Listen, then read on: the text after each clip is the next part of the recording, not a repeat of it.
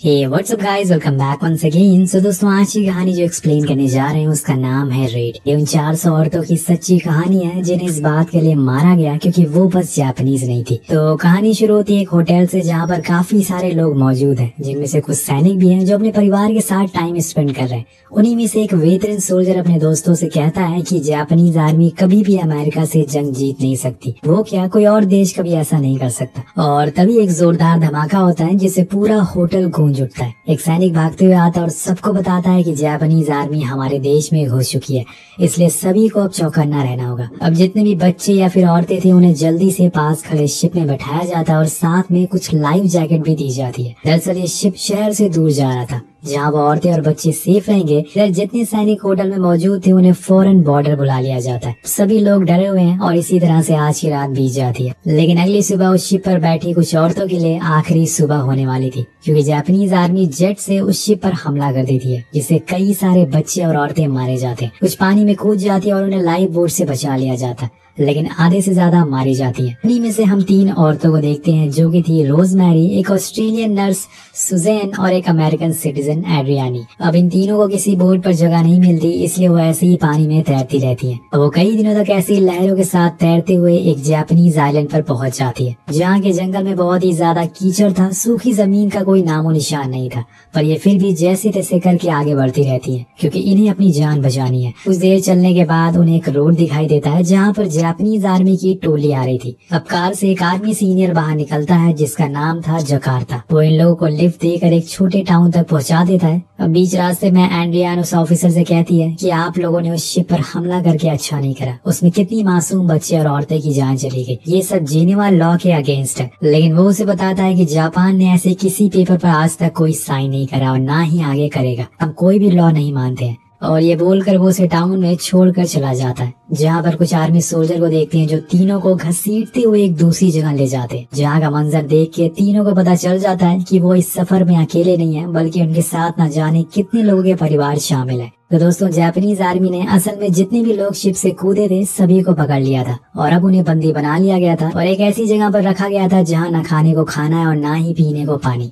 बस है तो कभी ना खत्म होने वाला अत्याचार जो अब ये औरतें सहने वाली है। तो कुछ इस तरह से यहाँ से कहानी का प्लॉट शुरू होता है, जिसे शायद हर कोई ना देख पाए। अब इन औरतों को कैंप में ले जाया जाता है, जिसे असल में जापानीज आर्मी ने खास कर दूसरे देशों के लोगों के लिए बनाया था। वहाँ एंड्रियान देखती है कि कई और देशों की भी औरतें मौजूद जिन्हें बुरी तरह से रखा हुआ है। अब ये लोग वहाँ पे वो दिन तो जैसे तैसे गुजारते हैं, पर सुबह होते ही इन पर अत्याचार होना शुरू हो जाता है। सभी को बाहर एक साथ खड़ा किया जाता है, जिसके बाद वहाँ के कर्नल आते हैं जो सभी को झुकने को कहते हैं, क्योंकि अब जापान का नेशनल एंथम बजने वाला था। लेकिन एक लेडी एक सवाल पूछती है, पर उससे पहले उसे एक सैनिक मार कर गिरा देता है कि वहाँ पर किसी को भी कुछ बोलने की आजादी नहीं थी। और उसे मार खाते हुए देखकर सभी समझ जाते हैं, इसलिए एक करके सभी लोग अपना सर नीचे झुका लेते हैं। इसके बाद नेशनल एंथम प्ले किया जाता है और सभी को बताया जाता है कि आज से तुम हमारे गुलाम हो, तुम्हारे देश ने हमारे ऊपर बहुत अत्याचार किया है और अब तुम्हारे ऊपर वही अत्याचार होने वाला है, इसलिए तुमसे जो भी कहा जाए वो बिना सोचे समझे करना होगा।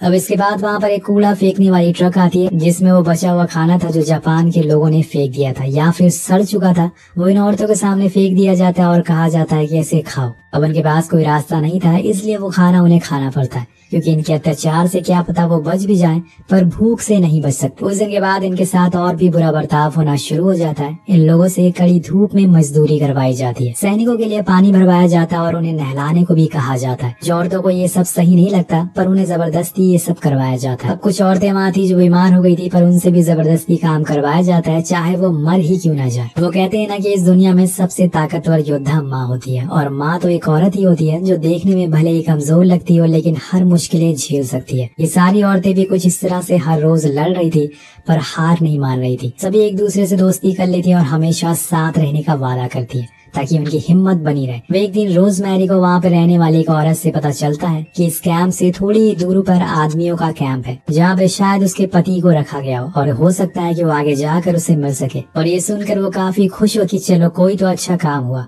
अब इसी तरह से दिन बीतने लगते हैं और थोड़े दिन तक सब कुछ सही चल रहा था। लेकिन एक दिन एक लेडी बीमार हो जाती है जिसका इलाज करने एक जर्मन डॉक्टर आती है और बताती है इस औरत को मलेरिया हो गया है। अब ये सुनकर सबको नॉर्मल लगता है क्योंकि उन्हें लग रहा था कि ये कुछ दिनों में अपने आप ठीक हो जाएगी, लेकिन ऐसा होता नहीं है क्योंकि ये बीमारी एक एक करके बहुत सी औरतों को होने लगती है। अब यहाँ कैंप पे इन्हें प्रॉपर दवाइयाँ तो मिल नहीं पाती, इसलिए धीरे धीरे औरतों की मौत होने लगती है। पर उन्हें दफनाया नहीं जाता बल्कि उन्हें काट कर उस कैंप में भेज दिया जाता है जहाँ पर आदमियों को कैद किया गया था और उनसे झूठ बोला जाता है कि ये जानवरों का मांस है, इसे खा लो। अब एक दिन मिसेस रॉबर्ट को भी ये बीमारी अपने कब्जे में ले ली थी और उन्होंने ये सबको साथ लाने की मुहिम शुरू करी थी और आज जब सब साथ हैं तो वो बीमार हो गई है। उन्हें ऐसी हालत में देखकर एंडियान, रोजमेरी और बहुत सी औरतें उनका बहुत ख्याल रखती हैं, लेकिन उन्हें मेडिसिन की जरूरत थी जो वहाँ पे मौजूद नहीं थी। अब ये देखकर कुछ औरतें अपनी जूलरी जापानीज सोल्जर को भेज देती हैं जिससे उन्हें कुछ दवाइयाँ मिल सके, लेकिन इन दवाइयों से कुछ असर नहीं होता। विंग की ऐसी हालत देखकर एक दिन एक कोरियन विंग नाम की औरत रात में दवाइयाँ लेने के लिए चुपके से बाहर जाती है, पर उसी दौरान सैनिकों को पता चल जाता है कि कोई तो बाहर गया है। वो कैंप के चारों तरफ खोजबीन करना शुरू करते हैं, लेकिन वहाँ उन्हें कोई नहीं मिलता क्योंकि विंग बड़ी ही चालाकी से अंदर आ गई थी। लेकिन शायद उसे इस बात का अंदाजा नहीं था कि कल उसके साथ क्या होने वाला है। वो रात तो गुजर जाती है, लेकिन अगले दिन कर्नल और मेजर सभी को बाहर बुलाते हैं और एक साथ खड़े होने को कहते हैं, जिसके बाद विंग को बुलाया जाता है और उसे पूछा जाता है कि वो कल रात कहाँ थी। अपने सफाई में कहती है कि सर मैं तो कैंप में ही मौजूद थी, लेकिन कर्नल को पता था कि सच क्या है, इसलिए वो अपने एक सैनिक को कहकर उस पर तेल डलवा देते हैं और फिर सबके सामने उसे आग से जला देते हैं। इसलिए वो चीखती है, चिल्लाती है, लेकिन किसी की भी हिम्मत नहीं होती कि वो उसकी मदद के लिए आगे आ सके। अगर उन्होंने ऐसा किया तो उनका भी यही हाल होगा, इसलिए सब लोग विंग को जलते हुए देखते रहते हैं और कुछ ही देर में उसकी बेदर्दी से मौत हो जाती है। उसकी यही गलती थी कि उसने एक औरत की मदद करने की कोशिश करी। इसके बाद एक लेडी आकर जापानीज से विनती करती है कि वो चाहती है कि विंग की बॉडी को सही से दफना दिया जाए, इसलिए वो उन्हें इस चीज की परमिशन दे देते हैं। तो सारे लोग उसे ले जाकर जंगल में दफन कर देते हैं। इस हादसे के बाद कई दिनों तक कैंप में सन्नाटा छाया रहता है, लेकिन एक दिन एंडियान कुछ गुनगुना रही होती है। ये तभी उसे ऐसा करते हुए डेजी नाम की लेडी सुन लेती है और फिर दोनों में काफी अच्छी दोस्ती हो जाती है क्योंकि उनके बीच हर चीज अलग थी, उनका धर्म, उनका नाम, उनके बोलने का तरीका, लेकिन एक चीज थी जो कॉमन थी, वो था आर्ट, जो दोनों को ही पसंद था, जिसकी वो रेस्पेक्ट करती थी। इसलिए वो फैसला करती है कि वो एक ऑर्केस्ट्रा बैंड बनाएंगे जिसे सुनकर यहाँ की औरतों को थोड़ा सुकून मिल सके। इस नरक में वो दोनों अपनी डायरी में एक म्यूजिकल नोट लिखना शुरू करती हैं। कुछ दिनों बाद वो उसी नोट को सभी औरतों को दिखाती हैं और उन्हें बताती हैं कि हमें एक बैंड बना है, अगर आप चाहे तो इसमें आ सकती हैं। कई सारी औरतें बहुत ही खुश होती हैं ये सुनकर और फौरन हाँ कर देती हैं क्योंकि उन्हें कुछ नया चाहिए था अपनी दर्द भरी जिंदगी में। लेकिन कुछ औरतें अभी भी थी जिन्हें विंग की मौत जैसा डर था। उनका कहना था कि अगर जापानीज को इस बारे में पता चल गया तो वो तुम दोनों को नहीं बल्कि पूरे बैंड वाले को आग लगा देंगे। लेकिन एंडी और डेजी को ये करना था। अब यहाँ एक सीन आएगा जो आपको यकीन करने पे मजबूर कर देगा कि इंसान दिल से साफ होना चाहिए, भले ही वो किसी धर्म या जाति का क्यों ना हो। मिसेस रॉबर्ट दो दूसरे कास्ट वाली लड़कियों को देखती है जो अपनी बेटी से कहती है कि बेटा वो एंडी उनके पास क्यों गई, क्या वो उन्हें भी अपने ग्रुप में शामिल करेगी, अगर ऐसा है तो मैं उनके साथ नहीं जाऊंगी। तब उसकी बेटी अपनी माँ को बताती है कि आपको याद होगा कि कुछ दिन पहले आपकी तबीयत कितनी खराब थी, तब आपकी जान बचाने के लिए विंग ने फेंसिंग को पार करके आपके लिए दवाइयाँ ला थी। और आपको ये सुनकर हैरानी होगी कि वो एक नीचे कास्ट की औरत थी। अब ये सुनकर मिसेस रॉबर्ट समझ जाती है कि वो कितनी ज्यादा गलत थी, उन्हें अपनी ये सोच बदलनी चाहिए, इसलिए फौरन ऊपर वाले से माफी मांगती है। वेल नेक्स्ट डे अब सभी औरतें ऑर्केस्ट्रा की ट्रेनिंग करने लगती हैं। थोड़ी देर तक सब कुछ सही रहता है, लेकिन कुछ ही देर बाद वहाँ पर जापानीज सोल्जर आ जाते हैं और उन्हें बहुत मारते हैं और ये सब बंद करने को कहते हैं। तभी वहाँ वही जर्मन डॉक्टर भी आती है जो उनसे ये तमाशा बंद करने को कहती है, लेकिन एंडियन कहती है कि ये कोई तमाशा नहीं है, ये बस हम खुद को खुश रखने के लिए कर रहे हैं। अब यहाँ से वो औरतें कुछ छोटे छोटे ग्रुप में बढ़ जाती हैं और फिर अलग अलग टाइम पर ट्रेनिंग करती हैं। ऐसे में उन्हें जापानीज पकड़ नहीं पाएंगे। इसके बाद सभी खुशी खुशी ऑर्केस्ट्रा प्ले करने लगती हैं और देखते ही देखते उसमें और भी औरतें जुड़ने लगती हैं। लेकिन एक दिन सार्जेंट कैंप में आकर सभी को मारने लगते हैं। देन वो डेजी के हाथ में एक लिस्ट देता है जिसमें यंग और ब्यूटीफुल लेडीज के नाम लिखे थे।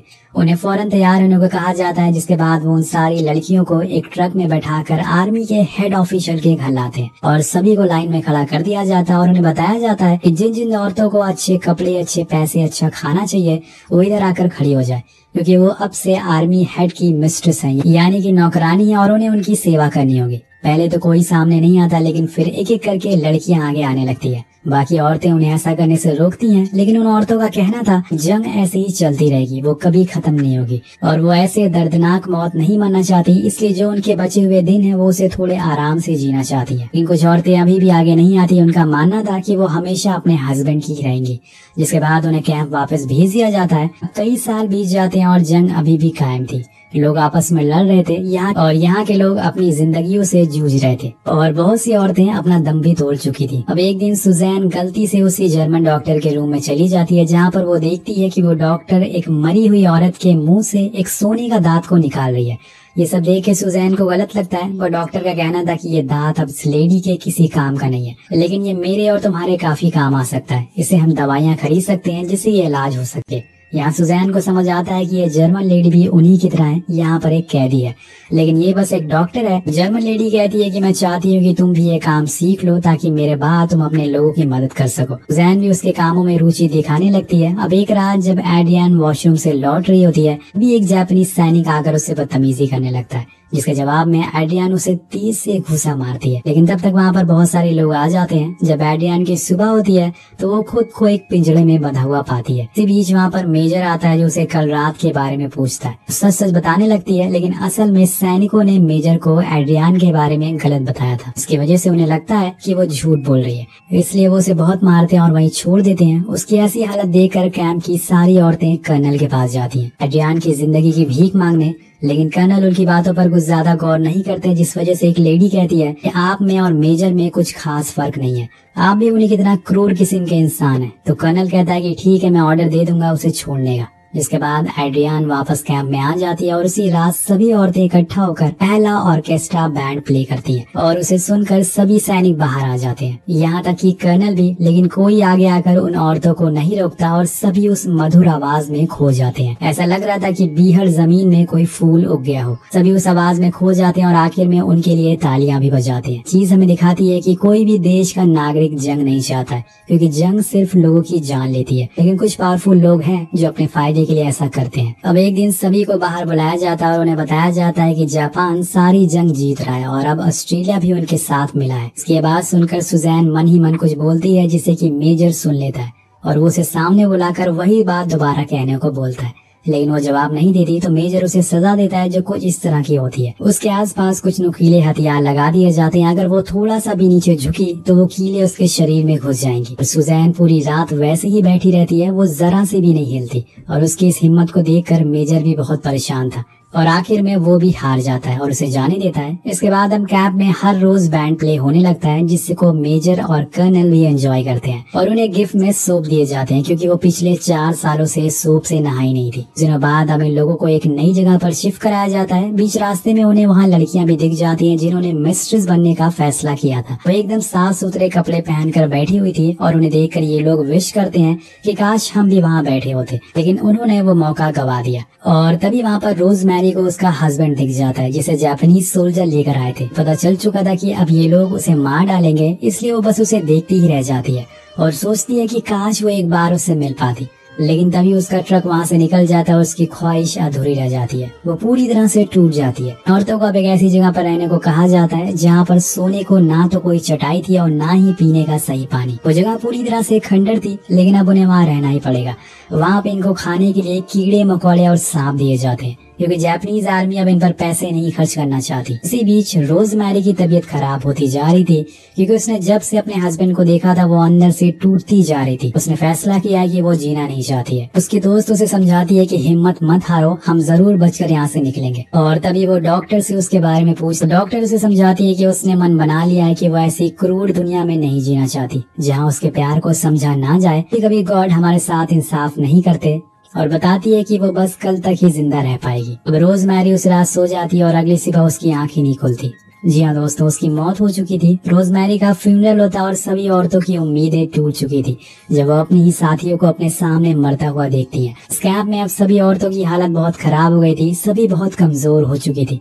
लेकिन एक दिन वहाँ पर आर्मी जनरल आता है और अनाउंसमेंट करता है कि अब जंग खत्म हो चुकी है। लेडी पूछती है कि इस जंग में कौन जीता, तो जनरल बताता है कि कोई नहीं, हम अब दोस्त बन चुके हैं और मैं जानता हूँ कि मैंने तुम लोगों के लिए ज्यादा कुछ नहीं किया, लेकिन अब से तुम आजाद हो अब ये सुनते ही सभी औरतों की आंखों में आंसू आ जाते हैं और वो खुशी से पागल हो जाती हैं। लेकिन उन्हें दुख भी था कि उन्होंने अपने साथियों को खो दिया है। जितने भी लोग बचे थे वो बाहर जाकर अपनी आवाज उठाएंगे और लोगों को उनके उन दिनों के बारे में बताएंगे, जिसे क्या पता उन बड़े लोगों को सजा मिल सके। यहाँ हमें एक और चीज पता चलती है कि जो ऑर्केस्ट्रा फिल्म में बजाया गया है, इस फिल्म में प्ले किया गया है, वो असल में रियल है और उसे उसी समय रिकॉर्ड किया गया था जब वो औरतें कैद थी। और आखिर में इन सभी औरतों को उनके घर भेज दिया जाता है। कुछ आज भी जिंदा हैं, जिसमें एंड्रियान है, लेकिन कुछ औरतों ने दम तोड़ दिया है। ये पूरी कहानी एक सच्ची घटना पर आधारित है, जिसे सुनकर किसी की भी आंखें नम हो जाएंगी। और इसी के साथ ये कहानी यहीं खत्म हो जाती है। तो आपकी इस कहानी के बारे में क्या राय है, नीचे कमेंट करके जरूर बताएगा। मिलते हैं आपसे अगली वीडियो में। Thank you so much watching. Peace out.